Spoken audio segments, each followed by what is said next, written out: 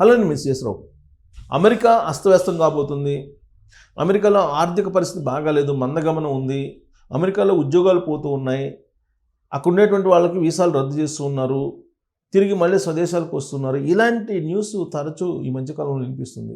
ఎప్పుడైతే అమెరికా అధ్యక్షుడిగా ట్రంప్ బాధ్యతలు స్వీకరించారో ఆ రోజు నుంచి ఇలాంటి న్యూస్ తరచూ కనిపిస్తున్నాయి. వీటికి తోడు ప్రకృతి కూడా ఆ దేశం మీద ప్రకోపించినట్టు కనిపిస్తుంది. ఎందుకంటే తాజాగా కొన్ని వందల విమానాలు, వందలు కాదు వేల విమానాలు, కొన్ని వేల విమానాలు పైకి ఎగరలేనటువంటి పరిస్థితి అమెరికాలో నెలకొంది.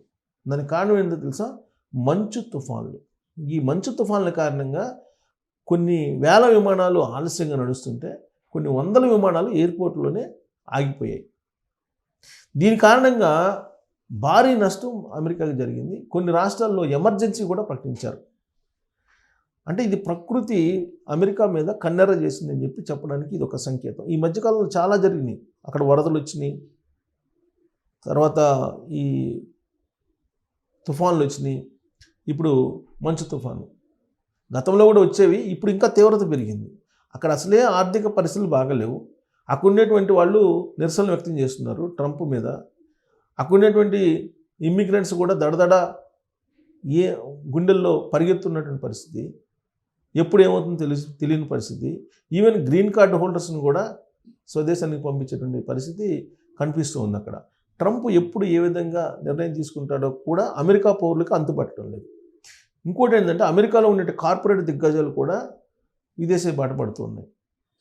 ఎందుకు? వర్క్ ఫోర్స్ని విదేశాల నుంచి తీసుకురాకుండా $1,00,000 పెట్టారు H-1B వీసాకి. ఆ కారణం చేతి కార్పొరేట్ కంపెనీలు కూడా ట్రంప్ విధానాలని వ్యతిరేకిస్తూ ప్రపంచంలోని ఇతర దేశాలకి వెళ్ళిపోతున్నాయి కంపెనీలు. ఫలితంగా అక్కడ నిరుద్యోగం పెరుగుతుంది. America first, great America make again అనేటువంటి నినాదంతో ట్రంప్ అక్కడ ఉండేటువంటి వాళ్ళని ఇబ్బంది పెడుతున్నారు. అక్కడ ఉండేటువంటి ఉద్యోగం చేయకుండా ఉండేలాగా పరిస్థితులు కల్పిస్తున్నారు. ఈవెన్ స్టూడెంట్స్, యూనివర్సిటీలన్నీ ఖాళీ అయిపోయాయి అమెరికాకి. విదేశాల నుంచి అక్కడికి వెళ్ళేటువంటి స్టూడెంట్స్ లేరు. కారణం ఏంటంటే వెట్టింగ్ అనేటువంటి ఒక సిస్టమ్ని తీసుకొచ్చారు. సోషల్ మీడియాలో వీళ్ళ అకౌంట్స్లో ఏమేమి పోస్టులని పెట్టారు, ఏ పోస్టులని లైక్ చేశారు, ఏ పోస్టులని వాళ్ళు రీపోస్ట్ చేశారు, వీళ్ళ యొక్క యాటిట్యూడ్ ఏంటి, వీళ్ళు భారతదేశానికి అనుకూలంగా ఉన్నారా, లేదంటే అమెరికాకు అనుకూలంగా ఉన్నారా, లేదా ట్రంప్కి వ్యతిరేకంగా ఉన్నారా, అమెరికాకు అనుకూలంగా ఉన్నారా, ట్రంప్కి అనుకూలంగా ఉన్నారా, ఇవన్నీ పరిశీలించిన తర్వాత అప్పుడు ఇంటర్వ్యూస్ని పెట్టారు. అప్పుడు కూడా కన్ఫామ్గా అమెరికాలో దిగుతామని లేదు. అక్కడికి దిగిన తర్వాత అమెరికాలో ఉండే హోమ్ల్యాండ్ సెక్యూరిటీ ఆపి కొన్ని క్వశ్చన్లు వేస్తుంది. వాళ్ళు సాటిస్ఫై అయితేనే అమెరికాలోకి అడుగు పెట్టడానికి అవకాశం ఉంది. అమెరికాలోకి అడుగుపెట్టిన తర్వాత కూడా మళ్ళా అక్కడ ఉండేటువంటి చట్టాల ప్రకారం వాటికి ఉండే అనుగుణంగా ఖచ్చితంగా నడుచుకోవాలి. లేదంటే ఇంతకు ముందులాగా ఫ్రీగా ఉండేటువంటి పరిస్థితి లేదు. అక్కడ భద్రత అనేది కరువైంది. తుపాకీ కల్చర్ ఉంది, ప్రతి ఒక్కరి చేతిలో తుపాకీ ఉంటుంది. రేసిజం అనేది పెరిగిపోయింది.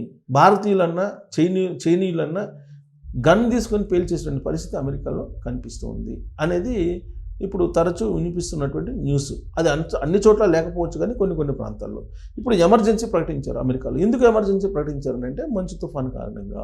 ఏంటి ఆ మంచు తుఫాను, ఎన్ని విమానాలని రద్దు చేశారనేది చూద్దాం. సో ఇక్కడ మంచు తుఫాను కారణంగా న్యూయార్క్, న్యూజెర్సీ రాష్ట్రాల్లో ఎమర్జెన్సీ ప్రకటించారు. న్యూజెర్సీ, న్యూయార్క్లో.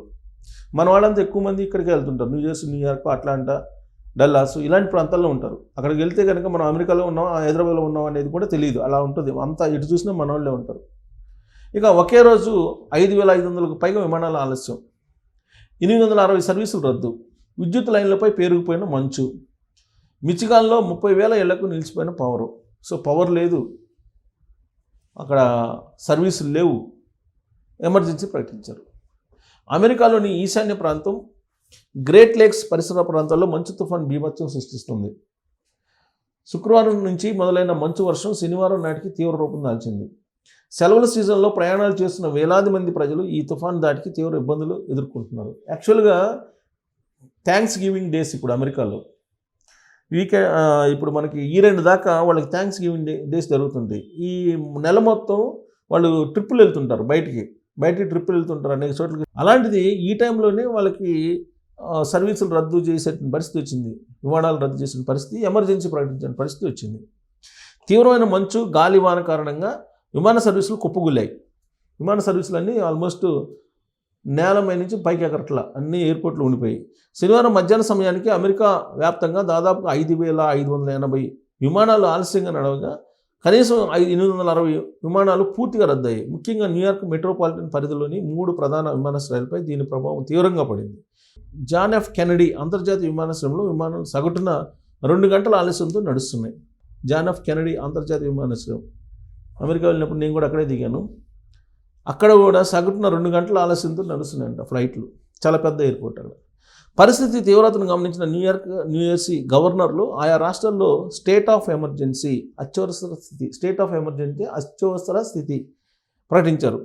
ప్రజలు అనవసర ప్రయాణాలు చేయవద్దని, వాతావరణ హెచ్చరికలను ఎప్పటికప్పుడు గమనిస్తూ అప్రమత్తంగా ఉండాలని సూచించారు.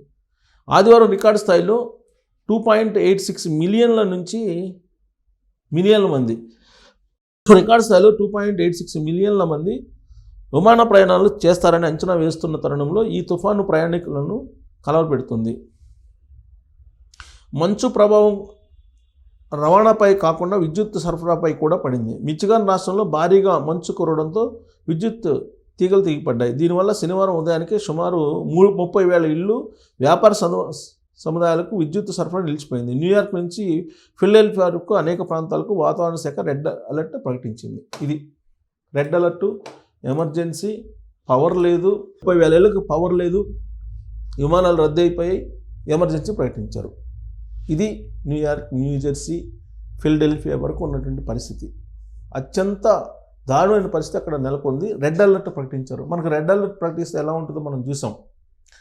ఇది కోస్తా ఏరియాలో తుఫాన్లు వచ్చినప్పుడు అలాంటి పరిస్థితి అక్కడ నెలకొంది. పైగా విద్యుత్ లేదు, మంచు తుఫాను ఒకవైపు, ఎక్కడికైనా వెళ్దామంటే విమానాలు లేదు, రోడ్డు మీద ప్రయాణం చేయడానికి లేదు. ఇలాంటి పరిస్థితి అమెరికాలో నెలకొంది. సో అమెరికా అంటూ ఉంటారు కదా, అక్కడ ఆ దేశం మీద ప్రకృతి కూడా ప్రకోపం ఇంకా ఉంది. అక్కడ అమెరికా అధ్యక్షుడు ట్రంప్ అయిన తర్వాత జరుగుతున్నటువంటి పరిణామాలు, వస్తున్నటువంటి ప్రకృతి వైపరీత్యాలు, ఇవన్నీ చూసిన తర్వాత అమెరికా రాబోయేటువంటి రోజుల్లో గడ్డు పరిస్థితుల్లోకి వెళ్ళబోతుంది అనే అభిప్రాయానికి ఎక్కువ మంది ఉన్నారు. మరి మీరేమంటారు? దీని మీద కామెంట్ చేసి థ్యాంక్ యూ.